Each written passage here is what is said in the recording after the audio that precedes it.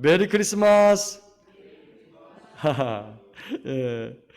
우리를 구원하기 위해 이 땅에 오신 성탄을 기쁨으로 맞이할 수 있도록 은혜 베풀어 주신 하나님을 찬송합니다. 아멘. 여러분, 예수님께서 언제 태어났어요? 예수님 언제 태어나셨죠? 12월 25일. 예. 기념하는 날이에요. 기념하는 날. 언젠지는 잘 모르고요. 예수님의 태어나심을 기념하는 날입니다. 자, 그러면 예수님이 이렇게 환한 낮에 태어나셨을까요? 아니면 캄캄한 밤에 태어났을까요? 아니면 새벽에 태어나셨을까요?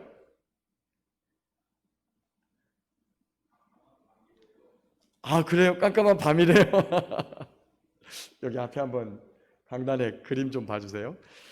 놀랍게 예수님이 태어난 날을 그린, 예수님의 탄생을 그린 그림이 거의 비슷해요. 첫 번째는 성경에서 나온 대로 마구간이고요.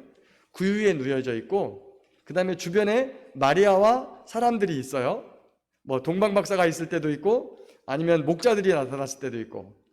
또 한 가지는 마구간이 컴컴했는지 불을 비치는 불빛이 있고, 또 한 가지는 이 그림에서도 보시다시피 저 하늘에 별이 떠 있더라는 거죠.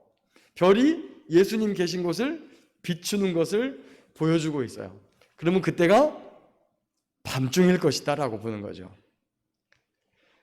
초대교회에서부터 예수님이 언제 태어났는지에 대한 이야기, 그런 이야기들이 자세하게 설명되어지는 그런 이야기들이 많이 전해져 내려오는데, 교회는 전통적으로 예수님이 한밤중, 깜깜한 밤중에 태어났을 것이다 라고, 태어났다라고 그렇게 믿고 그렇게 전해주고 있습니다.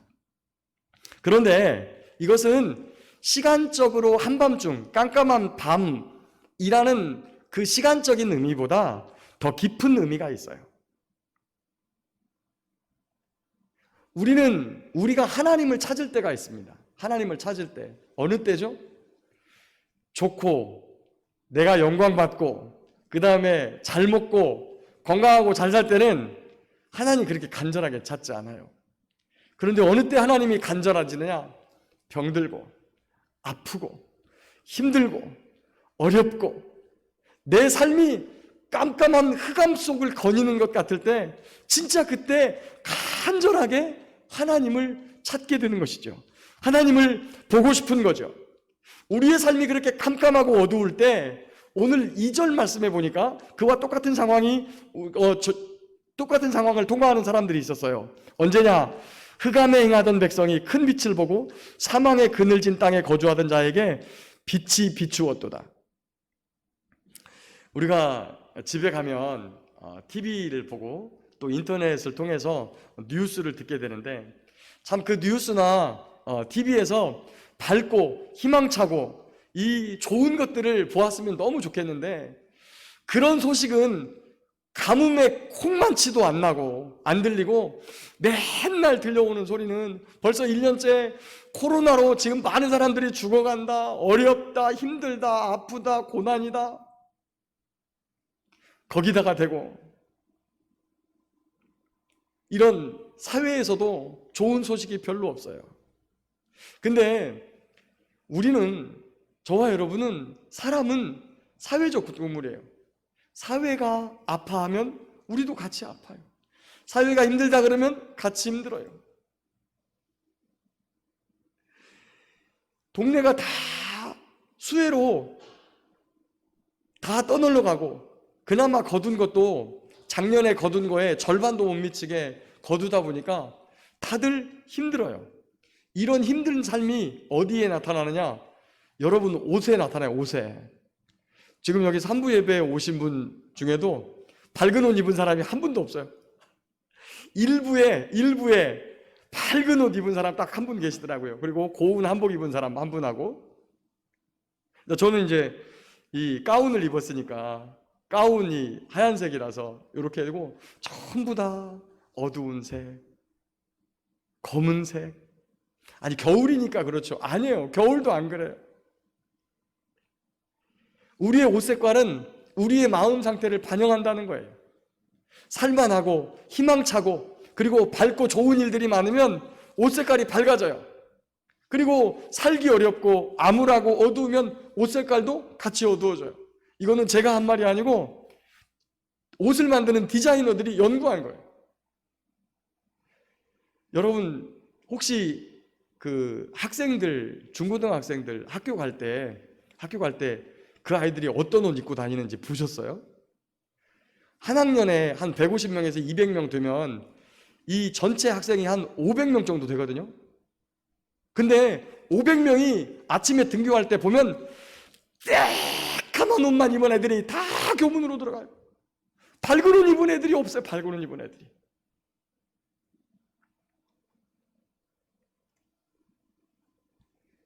우리가 오늘 이 성탄절인데 되게 날씨가 지금 햇볕이 좋고 바람도 그렇게 별로 불지 않고 되게 날씨가 좋아요.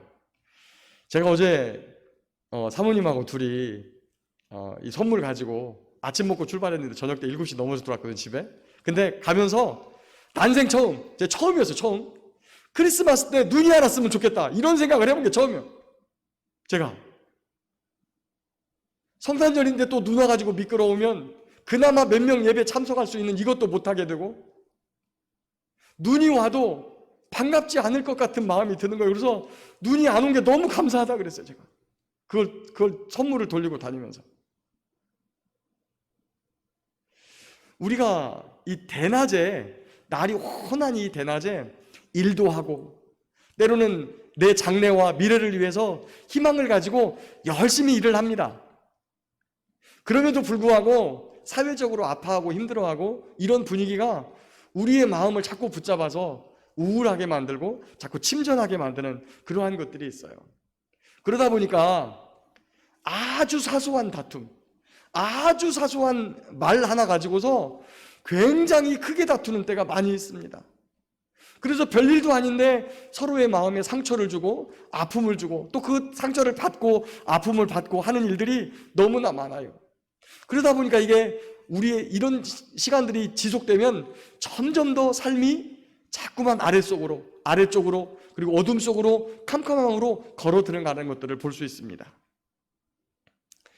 이사야가 오늘 이 글을 썼는데 이 글을 썼을 당시의 상황이 어땠냐면 당시에 아시리아 제국이라고 하는 어마무시한 큰 나라가 주변국들을 전부 다 점령하고 있었어요. 그래가지고 이 이스라엘도 이미 아시리아의 침략을 받아서 북쪽에 있는 10개 지파가 이미 그들의 수중에 넘어가 버렸어요. 남쪽에 조만하게 우리 저기 경상남북도만이나 한 그 유다와 예루살렘 그 성만 조금 남아가지고 지금 겨우 간간히 지키고 있는 거예요. 성경을 읽어보면 거기 이사야서 37장 38장 이렇게 읽어보면 거기 보면 하나님께서 이사야와 히스기야 왕이 하는 기도를 듣고서 18만 5천 명을 하룻밤 사이에 죽여버리고 아수르의 군대를 물리쳤잖아요. 그러면 그들이 가서 다시는 안 왔을까요? 아니에요, 여러분. 잠깐 군대를 물렸을 뿐이고 계속 사람을 보내서 협박하고 그 다음에 국경을 침입해가지고 그들을 노략하고 이런 일들이 계속적으로 있어요.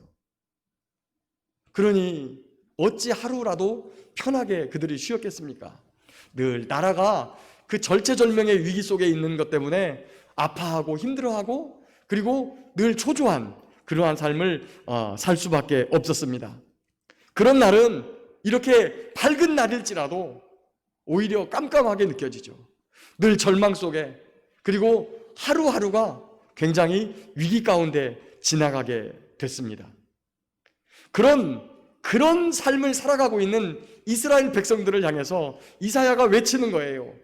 흑암에 행하던 백성이 큰 빛을 보고 사망의 그늘진 땅에 거주하던 자에게 빛이 비치도다. 할렐루야. 근데 이 구절이 이사야가만 외쳤던 게 아니고요. 사실은 이 구절은 히브리인들이 모두 다 알고 있는 찬송시의 첫 구절이라고 합니다. 여러분, 우리나라 사람들이 다 잘 아는 우리나라 노래는 어떤 게 있어요? 우리나라 대표 노래 아리랑. 근데 그 아리랑이 언제부터 이렇게 많이 불렸다라고 알고 계세요? 대부분은 일제강점기에 시작된 노래로 이렇게 알고 있는데 아닙니다. 아리랑은요, 그보다 훨씬 전부터 불려져 전해져 내려오는 노래예요. 아리랑을 연구한 책이 이만한 두께 책이 있어요. 근데 그 책을 보면 이 알이라고 하는 노래, 알이라고 하는 단어가 무슨 뜻이냐? 아리랑을 보면 우리가 그냥 소리나는 대로 부르면 아리랑이지만 원래는 알이랑이란 뜻이랍니다. 알이랑, 정집사님이랑, 도광열 장로님이랑 이렇게 누구랑 그러면 이게 알이 도대체 누구냐? 알이 여러분, 저와 여러분이 히브리어서에 보면 하나님을 뭐라고 표현하냐면 엘이라고 표현했어요. 엘. 이 엘이 변해서 알이 되어서 알이라고 하는 것은 하나님과 함께, 이게 아리랑이란 뜻이에요. 아리랑. 제 말이 아니고 이렇게 두꺼운 책에 연구소가 돼서 나와 있어요. 그래서 놀랍게도 미국 교회에 가면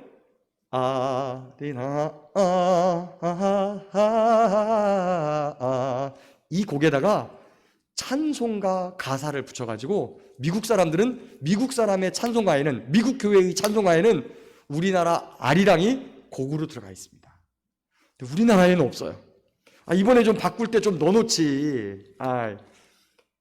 이렇게 아리랑이라는 노래를 누구나 알고 아리랑이란 가사를 누구나 알듯이 히브리 사람이라면 흑암에 행하던 백성이 큰 빛을 보고 사망의 그늘진 땅에 거주하던 자에게 빛이 도다라고 하는 이 가사를, 이 찬송을 누구나 알고 있던 찬송이다라고 한다는 거예요. 이것도 제 말이 아니고 구약 성경학자들이 하시는 말씀이세요. 그래서 베들레헴에서 왜 양떼를 지키던 그 목자들 있잖아요.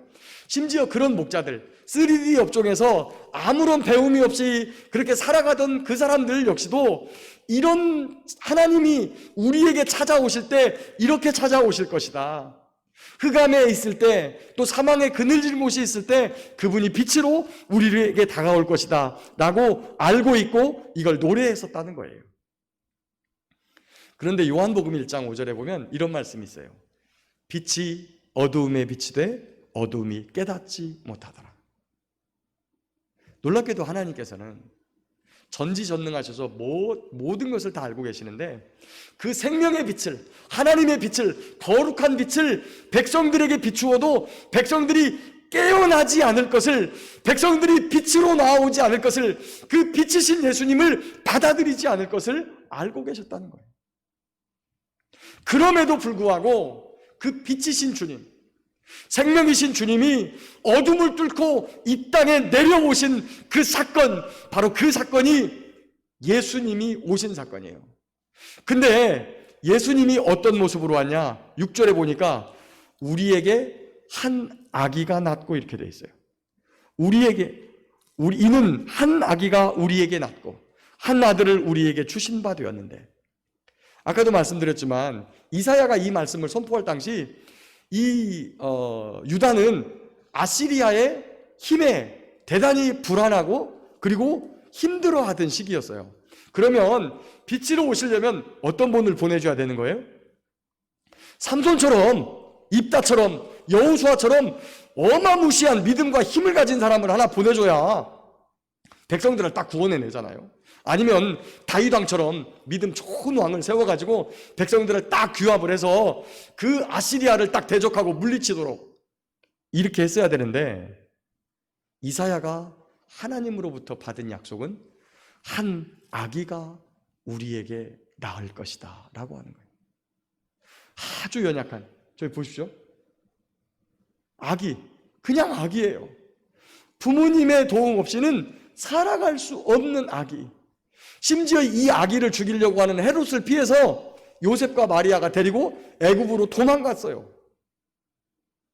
그렇게 연약한 아이가 도대체 무엇을 한단 말입니까? 그런데 오늘 본문에 보니까 그 아이의 이름이 나와요. 거기 6절 보겠습니다. 6절의 중간에 보면 그의 이름은 기묘자라, 모사라, 전능하신 하나님이라 영존하시는 아버지라 평강의 왕이라 할 것입니다. 자, 여기서 그 이름이 5가지로 나와 있어요. 우리 성경에는 5가지인데 저의 스승님, 구약을 연구하고 히브리어를 연구한 저희 스승님은 이거를 4가지로 봐요. 왜 그러냐면 자, 끝에 보니까 뭐라고 되어 있냐면 평강의 왕, 왕인데 평강의 왕. 그 앞에 보면 영존하시는 아버지, 아버지인데 영원히 존재하시는 아버지. 그 앞에는 전능하시는 하나님, 하나님인데 전능하신 하나님. 그래서 그 앞에도 이 기묘자라고 하는 뜻이 놀랍다, 경이롭다라고 하는 형용사예요, 형용사. 그래서 놀라운 모사. 다시 말하면 모략과 지혜를 가르쳐주는 이게 한자어니까 선비죠, 선비. 놀라운 지혜를 가진 선비다, 이렇게 말하는 거예요. 그래서 이 이름을 4가지로 봅니다. 기묘한 모사라, 전능하신 하나님이라, 영원하신 아버지라, 평강의 왕이라. 우리를 이해하고 자문해 줄 수 있는, 지혜로운 말을 들려줄 수 있는 멘토와 같은 그러한 모사. 2번째, 전능하신 하나님. 야, 여러분, 하나님이 가지고 있는 능력 중에 가장 부러운 게 뭐예요? 전능하다는 거예요. 전능하다는 거. 뭐든지 할 수 있다는 거예요. 우리의 삶의 문제가 뭡니까? 항상 무언가 부족하고 약하고 쪼그라들어 있고 이런 건데, 하나님, 전능하신 하나님이란 거예요. 3번째는 영원하신 아버지.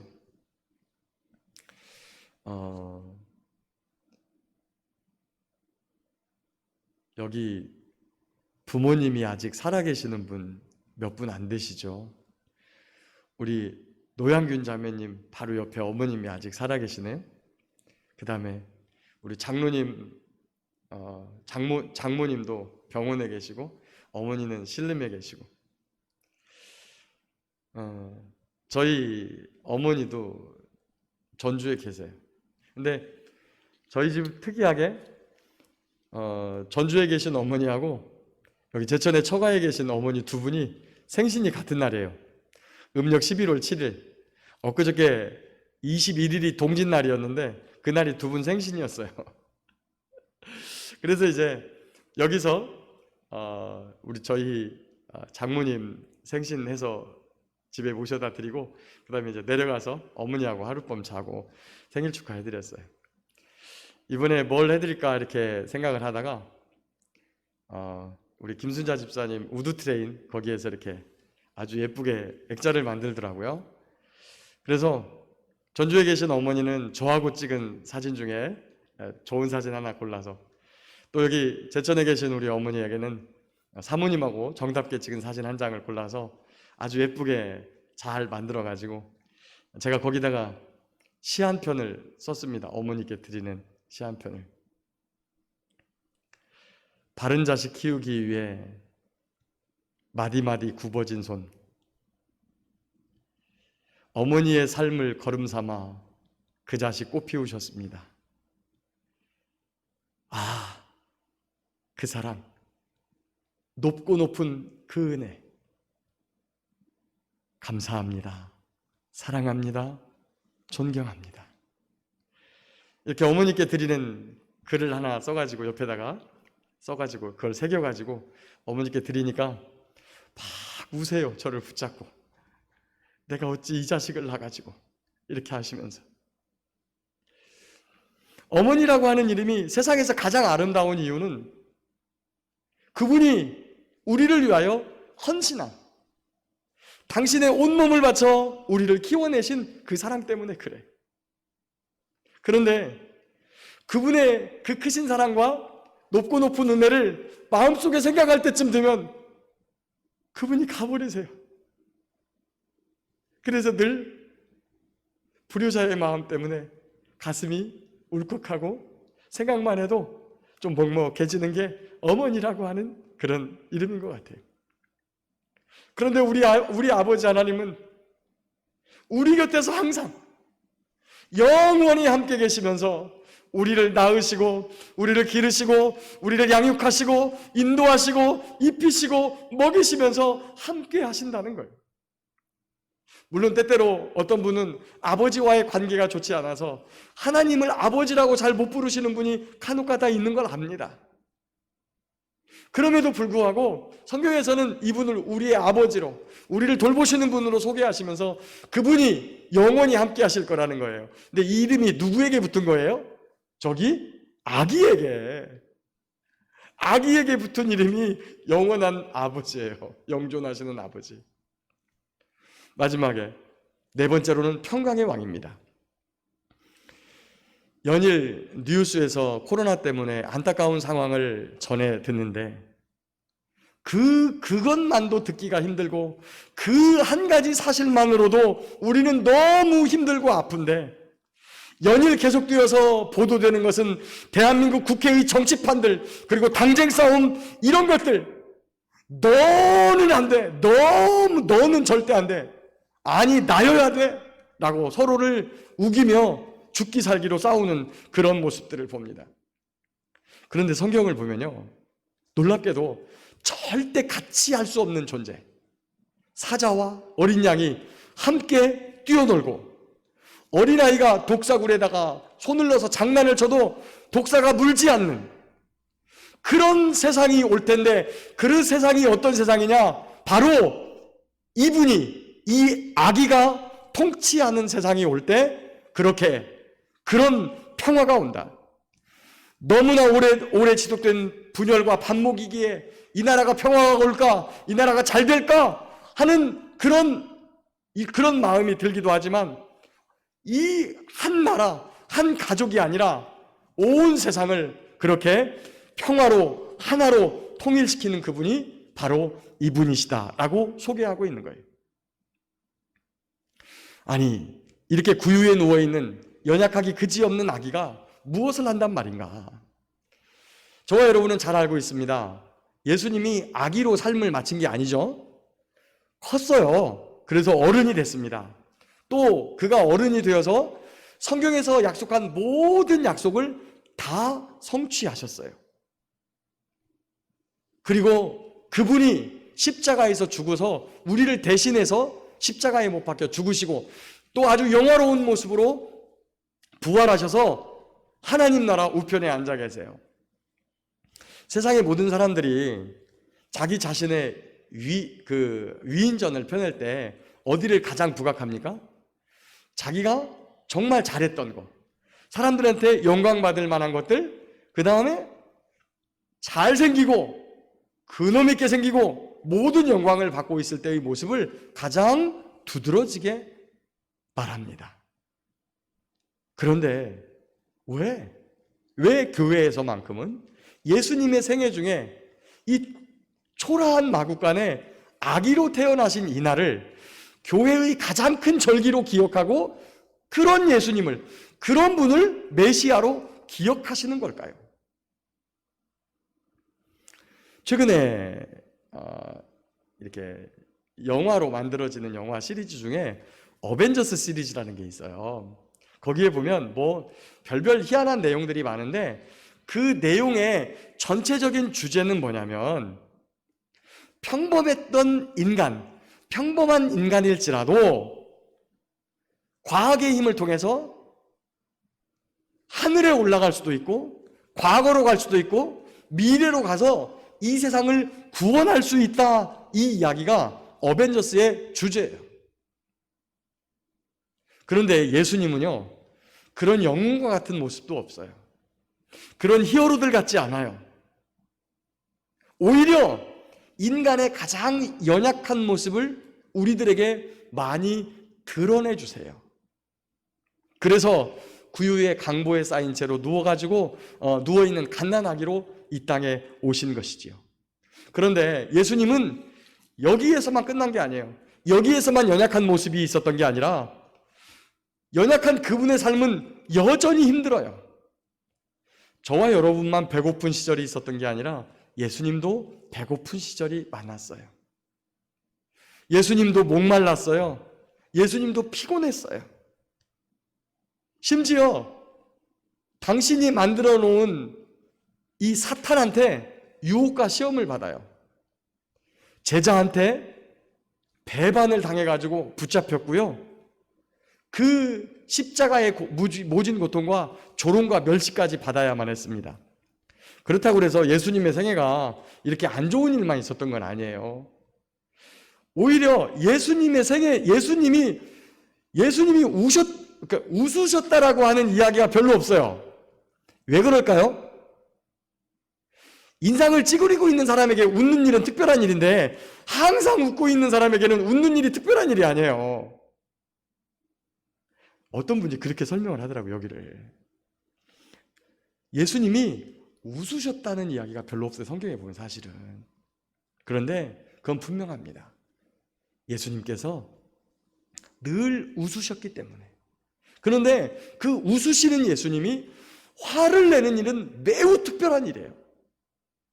그 항상 웃고 다니던 예수님이 눈물을 흘리면서 우는 것은 매우 특별한 일이에요. 항상 밝은 모습으로 다니던 예수님이 하나님 앞에서 통곡하고 우는 일은 특별한 일이에요. 그러니까 성경이 그런 특별한 일들을 적어놨어요. 왜 그렇게 예수님은 배고프고 목마르고 피곤하고 아프고 제자에게 배반당하고 조롱받고 멸시받으며 울기도 하고 통곡도 했을까요? 심지어 죽기까지 하셨습니다.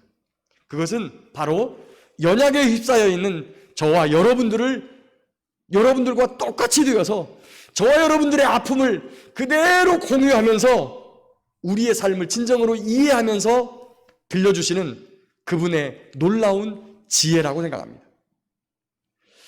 한 크리스천 자매가 말기암에 걸렸어요. 지금은 소천했습니다. 근데 그분이 그 아플 때의 내용을 글로 써놨는데 이런 내용이 있더라고요. 굉장히 당황스러운 내용인데 자기를 위로하러 와가지고 어줍지 않게 손잡아주면서 힘내! 그러면 한 대 때려주고 싶더래요. 아니, 자기를 위로하러 왔는데 때려주고 싶대요. 왜 그런 마음까지 드냐면 너무 아프고 힘드니까 사람들이 와서 손잡아주고 위로해주는 게 별로 안 반갑더래요. 그리고 심지어 네가 한번 아파봐라. 네가 한번 아파보면 내가 지금 얼마나 아픈지 알 거야. 이런 생각이 들더라는 거예요. 그런데 그 자매가 그런 생각을 계속 품었던 건 아니고 그런 생각이 나는데 이 생각은 내 생각이 아니고 마귀가 주는 생각이다 하고 딱 접어두고 온 사람들에게 고맙다고 힘이 난다고 이렇게 대답을 했었다는 거예요. 왜 이해를 못하는 거죠? 똑같이 경험해보지 않았으니까. 그 병들면 그 아픔을 경험해보지 못했기 때문에 우리는 가서 위로를 해도 이게 별로 위로가 안 돼요. 암을 앓고 있던 한 분이 암에서 나섰어요. 근데 이분이 가서 어떻게 전도를 하냐면 암 걸리신 분을 딱 손을 잡고 한 손을 딱 잡고 한 여자분인데 나머지 한 손을 갖다가 어디다 갖다 대느냐? 자기 가슴에다 딱 갖다 대요. 왜요? 이 가슴이 없어졌어. 유방암 때문에 절제해가지고 가슴이 없어졌어요. 거기다가 그 사람 손을 얹어가지고 자기 가슴팍에다 갖다 대면서 나도 겪어봤어. 나도 아파봤어. 라고 하면 그냥 그 앞에서 그냥 다 운다는 거예요. 아무 말 안 하고. 예수님이 어떻게 우리의 아픔을 압니까? 인간이 되어봤으니까. 배고파 봤으니까. 그리고 제자에게 배반당하는 그리고 조롱과 멸시와 천대를 받아봤으니까 우리의 아픔을 안다는 거예요. 또한 그분은 부활하셨어요. 그러면서 왜 부활하냐면 너희도 나처럼 부활할 것이다. 그분은 하나님 나라로 올라가셨어요. 왜요? 너희도 나중에 하나님 나라로 이렇게 올 것이다 라는 걸 우리에게 보여주었어요. 그래서 그분이 전능하신 하나님, 영원한 아버지, 평강의 왕이세요. 사랑하는 성도 여러분, 우리는 우리를 향한 하나님의 사랑이신 성육신하신 이 아기 예수님을 반드시 선택해야만 합니다. 왜냐하면 그렇게 할 때 비로소 어둠 속에서 빠져나올 수 있기 때문이에요. 우리의 삶이 절망과 그리고 슬픔으로 자꾸만 꺼져가고 있을 때 이 놀라운 사랑을 주신 아버지를, 그리고 인간의 모습으로 이 땅에 오신 예수님을 붙잡아야만 합니다. 왜냐하면 사망의 그늘에서 벗어나 영원한 생명사계로 들어갈 수 있는 길은 오직 그분밖에 없기 때문입니다. 우리는 하나님의 사랑이, 그 하나님이 우리와 함께 계시다는 사실을 확신하고 그 안에 머물러야 합니다. 왜냐하면 그것만이 그분의 약속이기 때문입니다. 메시아로 이 땅에 오신 그 하나님의 사랑 멈추게 할 수 없습니다. 인간은 배반합니다. 돌아섭니다. 어저께까지는 동지인데 오늘은 돌아서서 원수되는 경우가 허다해요. 하지만 우리 하나님은, 우리 예수님은 돌아서지 않아요. 배반하지 않아요. 그분은 그 사랑을 멈추지 않아요. 너무나 견고한 그 사랑으로 우리를 이끄시는 분이세요. 전능하신 그분이, 기묘한 묘사를 가진 그분이, 영원토록 존재하시는 그분이, 아버지와 같은 그분이, 그분의 사랑이, 그분의 열심이 그 사랑을 우리 가운데 이루실 것이기 때문입니다. 말씀을 맺겠습니다. 사랑하는 성도 여러분, 참 어려운 시대입니다. 코로나, 정치, 경제, 가정, 뭐 하나 온전한 것이 없어요. 그래서 우리의 마음이 늘 우울하고 어둡습니다. 사망의 그늘에 앉은 것 같은 안타까운 때가 한두 번이 아닙니다. 하지만 이런 때 캄캄한 세상을 뚫고 빛으로 오신 주님을 맞이하십시오. 그분의 사랑을 여러분의 가슴에 가득히 담으십시오.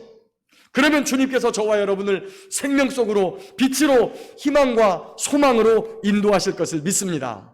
그 빛으로 오신 주님을 모시는 복된 성탄 되시기를 예수님의 이름으로 축복합니다.